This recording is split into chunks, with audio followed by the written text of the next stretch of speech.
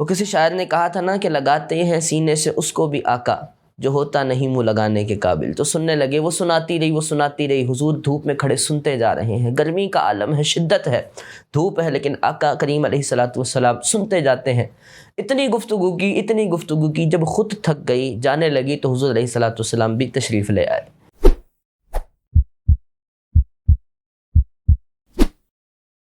الحمد للہ رب العالمین، والصلاۃ والسلام علی سید المرسلین، اما بعد فاعوذ باللہ من الشیطان الرجیم، بسم اللہ الرحمن الرحیم۔ قرآن مجید فرقان حمید میں اللہ رب العالمین ارشاد فرماتا ہے، لقد کان لکم فی رسول اللہ اسوۃ حسنہ، کہ بے شک تمہارے لیے اللہ کے رسول کی زندگی بہترین نمونہ ہے۔ نبی پاک صلی اللہ علیہ وآلہ وسلم کی سیرت مبارکہ ہماری ہر حوالے سے رہنمائی کرتی ہے۔ آپ کی سیرت کے پہلوؤں میں سے ہر ایک الگ موضوع بنتا ہے کلام کرنے کا، لیکن اگر میں صرف آپ کے اخلاق کی بات کروں تو اللہ تبارک و تعالی نے آپ اور جتنے بھی آپ سے پہلے انبیاء آئے سب کو بہترین اخلاق عطا فرمائے۔ اور آپ کے اخلاق کیسے تھے؟ اللہ خود قرآن میں فرماتا ہے، انک لعلی خلق عظیم، اے محبوب آپ بلند اخلاق والے ہیں، آپ کے اخلاق عظیم ہیں، عظمت والے ہیں۔ اما عائشہ رضی اللہ تعالیٰ عنہ سے پوچھا گیا کہ بتائیے تو حضور علیہ الصلوۃ والسلام کے اخلاق کیسے تھے؟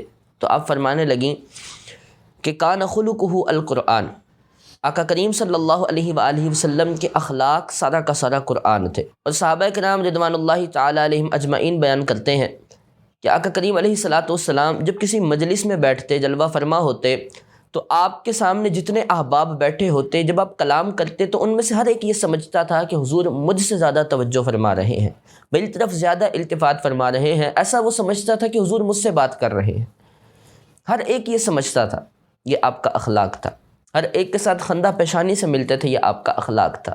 تبسم فرمایا کرتے تھے، یہ آپ کا اخلاق تھا۔ کسی سے مصافحہ کرتے اس وقت تک اپنا ہاتھ پیچھے نہ کرتے تھے جب تک دوسرا پیچھے نہ ہٹا لیتا، یہ آپ کا اخلاق تھا۔ کوئی بات کرنے آتا، چاہے زمانے کا وہ دھتکارا ہوا شخص کیوں نہ ہوتا، وہ کافر کیوں نہ ہوتا، چاہے وہ اس کا دماغی توازن درست نہ ہوتا، پھر بھی آپ علیہ الصلوۃ والسلام اس کی پوری بات سنا کرتے تھے۔ جب تک بات مکمل نہ ہوتی بیچ میں اپنی بات شروع نہ کیا کرتے تھے۔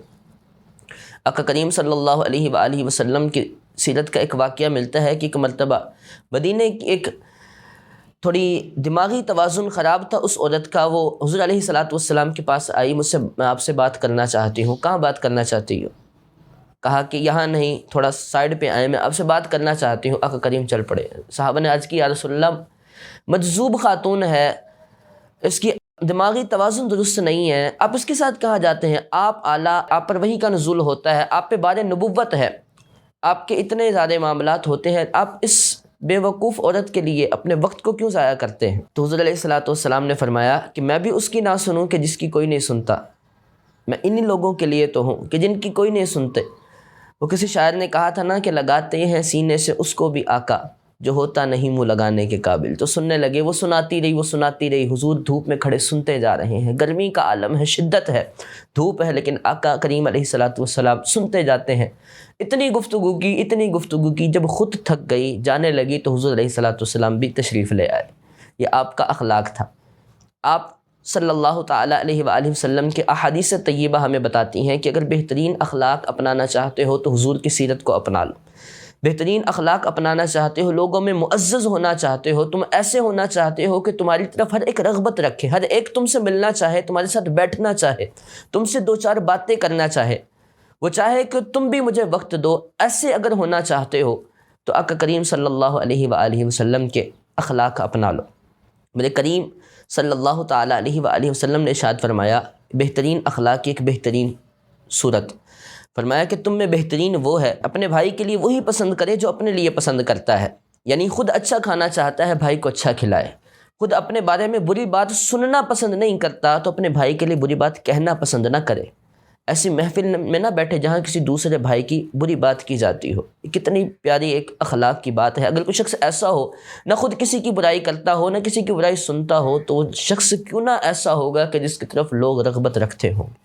آپ بھی چاہتے ہیں اخلاق حمیدہ اپنانا چاہتے ہیں، آپ چاہتے ہیں کہ میں ان میں سے ہو جاؤں کہ لوگ میری طرف رغبت رکھا کریں، تو آئیے ان خوبصورت اخلاق کو اپنا لیجئے، پیارے آقا صلی اللہ علیہ وآلہ وسلم کی سیرت کو اپنا لیجئے۔